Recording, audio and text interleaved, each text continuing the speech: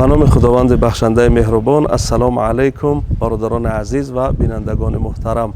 البته آداب‌های روز نماز عید که چگونه به نماز عید بروند بسیار آداب‌هایی دارد. یکی از آداب‌هاش این است که انسان غسل میکند، لباس نوی میپوشد، خوشبو میزند. اگر لباس نو ندارد لباس تر و تازه داشته باشد میشود و همیشه با اخلاص، با امید بخشش خداوندی با ذکر میکند.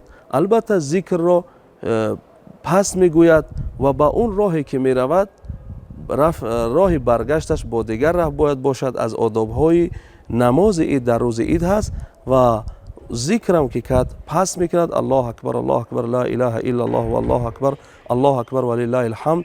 این ذکر را میکند و البته علما گفتند که یکی از آدابش همین است که وقتی نماز عید میرود به سوی عیدگاه، به سوی نماز عید پای پیاده برود. این هم از آداب‌های نماز عید هست در روز عید. السلام علیکم و رحمت. در ماه شریف رمضان آشخانه جانی آش منتظر هر یک شما است. دوستان و رفیقان خود را گرفته برای خوردن آش با لذت سمرقندی بیایید.